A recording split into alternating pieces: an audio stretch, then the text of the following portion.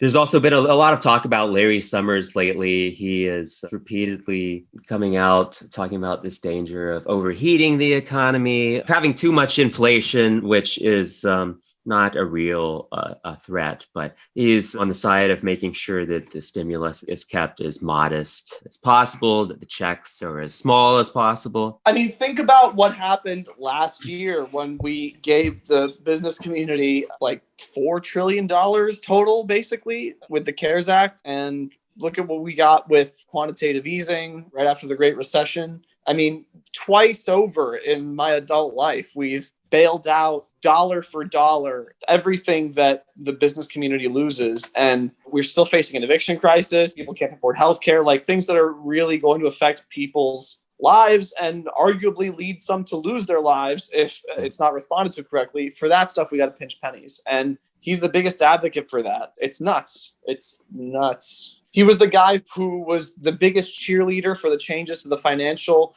industry that led directly to the crisis in '07, and then was the guy who has since admitted that the response that he advocated for in the Obama administration was insufficient. So what are we doing listening to this guy now? What are we doing platforming him in the Washington Post and Bloomberg when he has a track record that's so horrible? Deplatform Larry Summers. Like, go back to Harvard. Go back to running Harvard, man. Lawrence Summers, just for people who aren't aware, he was the head of the U.S. Treasury under Bill Clinton in the later days of the 90s Clinton presidency. Economic advisor, right? He was an economic advisor. He was the Secretary of the Treasury. Larry Summers is interesting to me because I think it is such a perfect encapsulation of this, basically this liberal media we have, which I think is actually a fairly descriptive term for it. So Lawrence Summers was Treasury Secretary under Clinton when a lot of this deregulation was done that, as you say, led directly to the Great Recession. And so he made all the right people happy. He was good for the banks. He was good for a lot of corporate interests.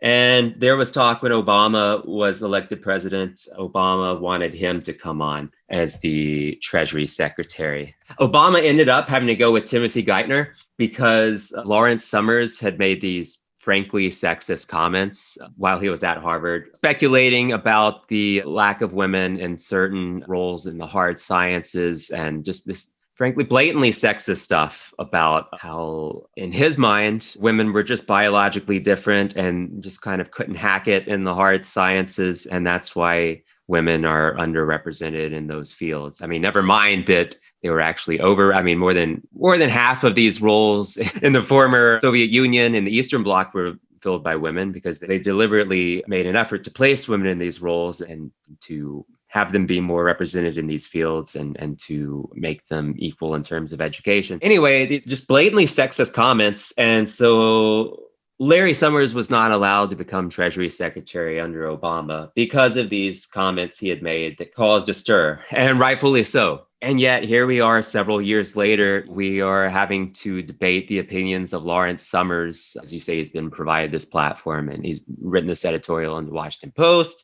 And we all have to care about what this idiot says. I mean, I think you can safely say any Republican who had made comments like that, they would still be a pariah, right? They would not have editorials in the Washington Post. Their opinions would not be solicited for anything, really. They'd be out of the game. Yeah, Larry Summers. It's the fact that he's a Democrat. It's the fact that he's a Democrat that makes him so wanted for these takes. He's a Democrat who does all the right things for all the right people, who makes the banks happy, who makes corporate interests happy. And so he's given a pass.